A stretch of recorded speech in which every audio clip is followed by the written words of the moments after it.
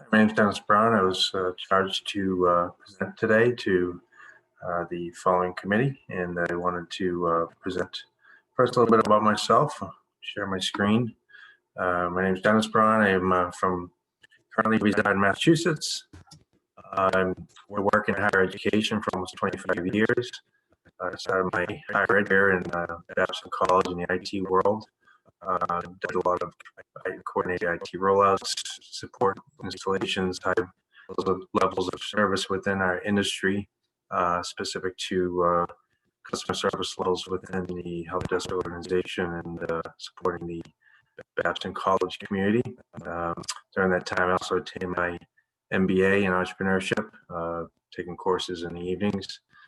Then I worked in the community college thing, which I thought gave me great experiences for working with students and the potential for transfer. I worked at Massachusetts Bay Community College as well as Middlesex Community College. I was also a faculty in the business program, athletic coach, advisor, and success coach.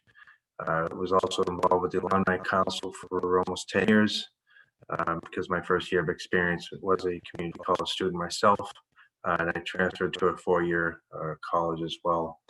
So I certainly personally was familiar with the transfer and experience going to a four-year institution from a community college environment. And then that continued my work in the admissions office at Middlesex Community College, handling the healthcare programs, which are very highly competitive and certainly sought a lot of selection from students to matriculate into those programs. Then I went to Becker College as a campus manager. I was responsible for spearheading both Becker College and Anna Maria College at their creating our offsite campuses. Becker is a private institution that's outside of Western Massachusetts. He had a Metro West campus that I was responsible for finding the location expansion of that program. As well as Anna Maria College, who was downtown Worcester. They're roughly about 20 minutes outside of Worcester, Mass, and they wanted a campus in the downtown community of Worcester. On top of that, both programs had offsite programs. So I was responsible for managing the offsite programs as well as the satellite staffing model that UNCW is also considering or migrating to. So I've had that experience as well with working with remote staffing. And over the past 10 years, I've been working at Assumption College as a director, or Assumption University over the past year, director of continuing education. I was there for 10 years. Created multiple articulation agreements with schools, and certainly in Massachusetts, as well as outside of the state, both in New England and as far out as Maryland with our online programs. I felt certainly there's some opportunities there to expand our reach and cultivate students and programs of human services and business. And also have run multiple offsite programs there as well. We had a Cape Cod office and also a couple satellite offices for our alcohol and substance abuse counseling program. So yeah, Massachusetts has a pretty high college competitive programming for colleges, and it's a high compete area for higher education. So I'm looking for a new opportunity with focus and passion of growth. So I think that's the direction you're going in. A little bit about myself personally. I am transitioning from Massachusetts, only working on getting our house set to go on the market soon for a potential move, and looking to expand to a new area. Would love to be part of the program we have there. And on top of that, I've always been active in our community. I'm on the Blackstone Valley Technical School Committee for the past 6 years. Certainly involved in multiple youth programs, sports, coaching on the board. So being part of the community, I think is really a big aspect to work as well. So I think it's tied in together. So great to meet you, and I'll move on to my presentation in one moment.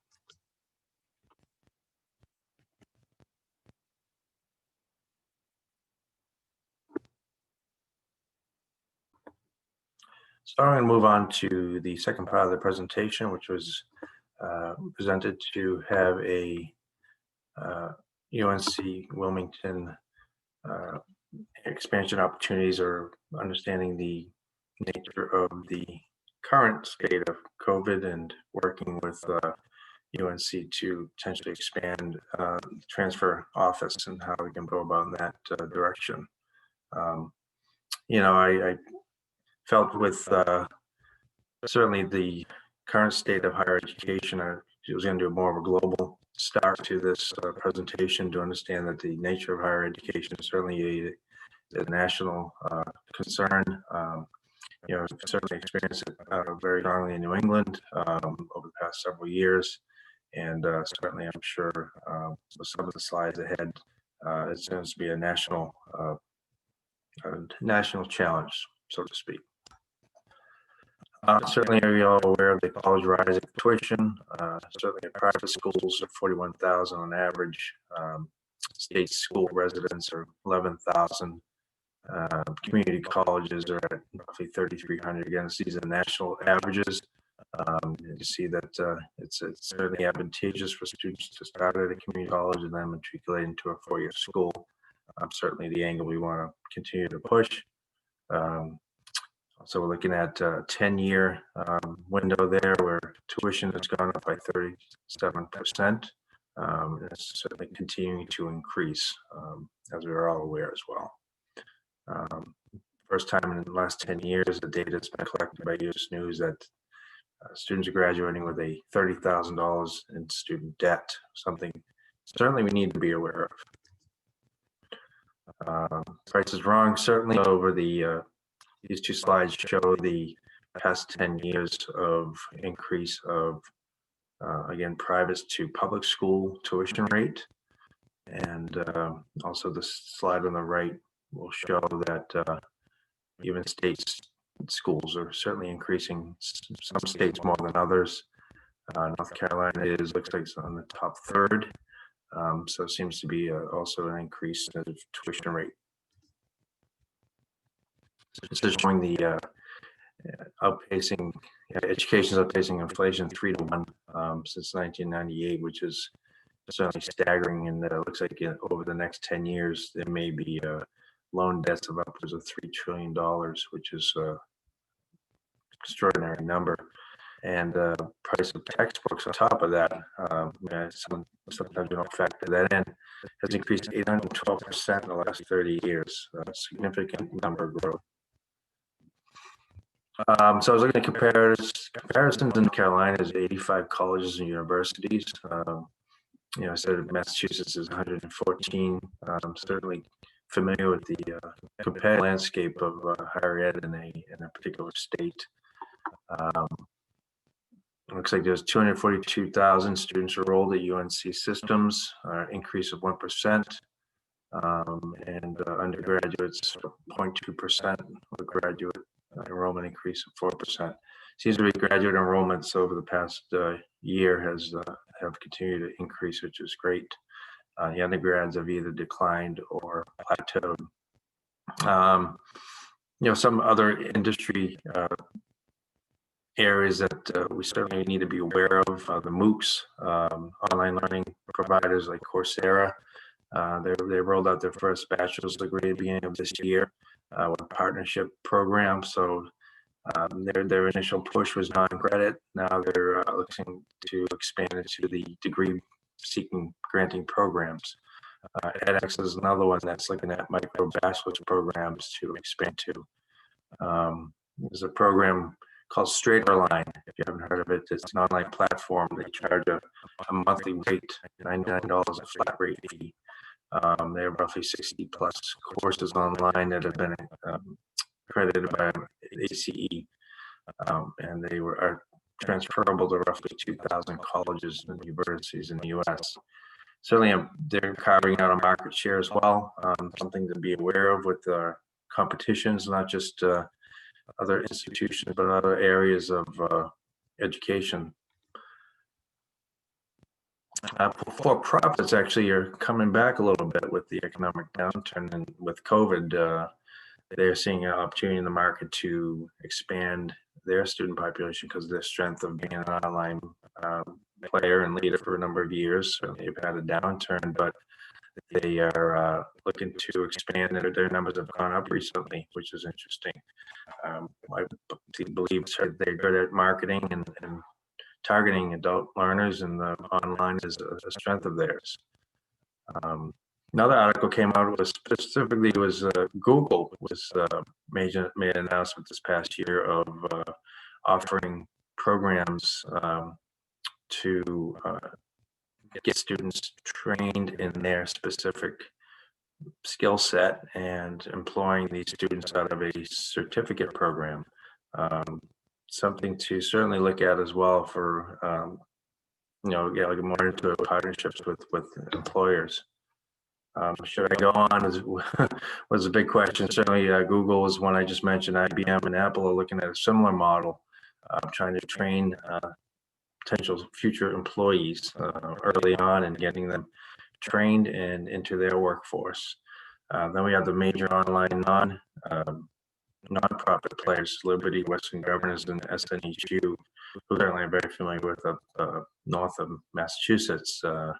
These are just huge online student numbers that they're bringing in. And then part of that is their market spend. I read last year that SNHU spent $133 million in 2017. I'm sure they're up there from there now, but they certainly are spending a enormous amount of money. So what lies ahead? This is a chart showing that the United States was seeing the traditional student population decline. As like I said, certainly in New England, we're familiar with that, and it looks like North Carolina has a roughly 7 to 15% decline as well over the coming 5 years. So it's going to be certainly a hit of the market there. And how do we best look to make some headway there?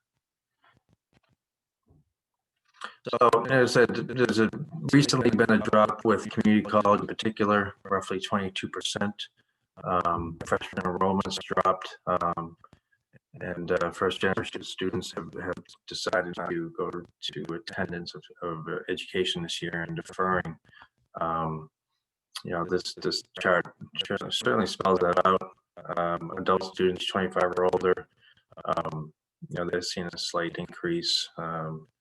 And there's a decline in some of the prior years with students, but it seems like there's a slight things to be aware of is the decline in community colleges throughout the country. We have seen it here as well. So what lies ahead? We're seeing that the numbers are showing what they are. With the coronavirus pandemic.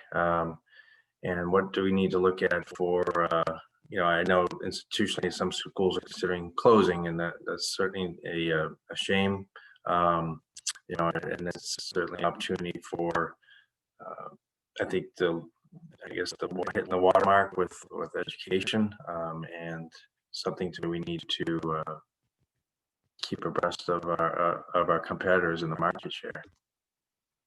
So where do we go from here? I think this is important to say.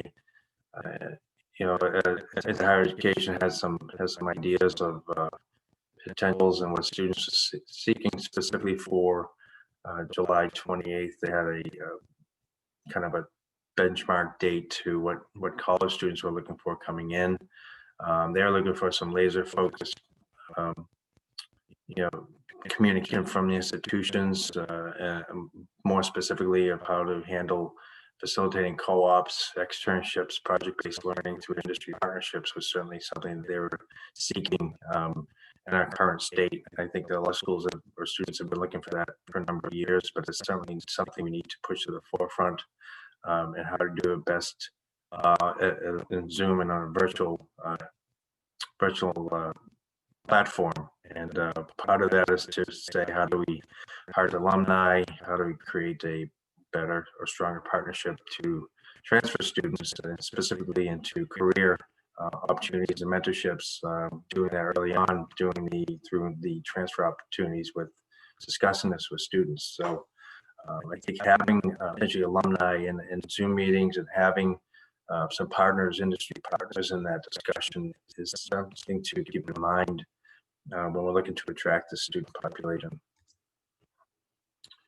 Another strong important thing we want to reinforce is making the credit transfer process easy. This Department of Education is showing that some students are losing up to 40% of their earned credits, which is quite a shame. How do we best, besides a traditional articulation agreement, how are we making sure that we are able to transfer a number of credits from the associate programs, community college completions? Can we accept up to 90 credits? But, what's the best way to leverage our transfers and making them attractive to students? As I said, most transfer students are looking to apply and transfer to four-year schools. And we want to make sure we have a clear and distinct website, marketing materials, and communication to that student population.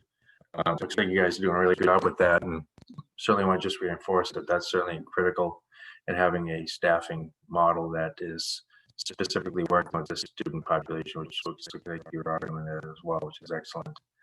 But the students want to see which credits are transferable coming in. Something I've always done in the past too is showing students what their what the credits look like before they even come to the institution. So doing a transfer credit evaluation prior to start, something that students want to see and something that's important to them, knowing coming in what they have left to complete. Another important piece is to set up a scholarship transfer program. Some of these are lower income households that students are looking for funding. How can we what's the best way to leverage that, leverage academic credit to scholarships or need-based scholarships? But I think there certainly needs to be a opportunities for scholarships for transfer students. Transfer strategies. I think it's important to identify gaps in our transfer friendliness. We want to have formal 2-year partnerships, certainly, but also to reevaluate to make sure that our, if we can track and trend what kind of students we're transferring in and maybe some inefficiencies with some of the pathways that we're developing. I think it's important to just have that data and continue to evaluate that through the process and making sure that we are and seeking students' feedback on their ease of transfer and making sure that they're actually making sure that they're getting the right courses and credits coming in that they're used to or expecting to get. I also think it's important that we also build relationships across community colleges, not only just with the transfer office, that's the most obvious, but also we can dive deeper into the classroom programs. Partnership with program chairs in the past with some of my institutions have had them teaching in my programs, but also we've been able to develop a nice relationship through the program chairs within that particular program, and be able to present in the classroom is certainly a huge way to market our programs, but also share with the academic advisors if there's a way to infiltrate through the advisors with materials and information, because students do seek their advice and guidance for next steps, and it's important to have the route in front of them. As I mentioned earlier, I'm on the Blackstone Valley School Committee, and I've been there 7 years. And this is just an example of some of the transfer articulation agreements that they have with technical high schools, technical credits from their high school into some colleges in the area. I think it's a good way to at least hook into the high school level student population with some of the skills experiences they've already attained. Some of the programs that this particular high school has developed is also college ready, and I think it's a great way to make sure we're able to communicate with that student early on and provide opportunities for credits based on their learning experiences. Another way is to expand the adult learner market, certainly, and for transfer, and part of that is with the ACE programming, make sure we're able to provide some credentialing for military training occupations. The workplace training and non-traditional education experiences are important to make sure we're getting in front of these students, making sure that they're aware that life experience credits are a big part of transfer, and that's something we need to look at and expand on. It's a big piece. I think another piece too is something to look at, expanding partnerships with local employers. I was doing a quick search with some of the local employers in North Carolina. Some certainly big players, Bank of America, Lowe's are in the top 5. And how do we partner with them? How do we offer discount programs, maybe some national online programs? How do we look at some of the experiences these employers are already learning within the banking industry or within the Lowe's commercial building industry to say, can we either consider college credit or look at how do we deliver online programs to these audiences who are national? Is that a way to consider expanding our programming? And on top of that, I think some students, we want to at least look at our certifications that we're currently offering to expand or consider expanding. It's a shorter bite for students to take certification rather than a full program, associate program, or even bachelor's program. It gets their feet wet, it gets them comfortable. Maybe they can learn a skill and get into the workforce and consider coming back night in the evening while going to school. It's a good stepping stone for students to matriculate into the degree program. With the college costs rising, it also may be a way to leverage their employer to have some dollars towards the tuition if they're finding employers that do degree reimbursement.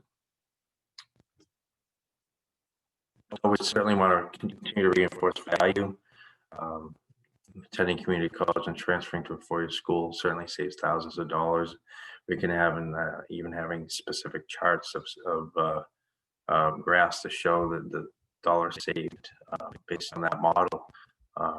Certainly family costs are a big decision in attending college, and the pandemic certainly most recently a kind of a refreshing way of reevaluating what we're doing. And then I think it's certainly most families now too, family dynamics, a lot of students are continue to work and support with the family, and that's a big part of what the family dynamic has changed to be, and we need to be aware of that.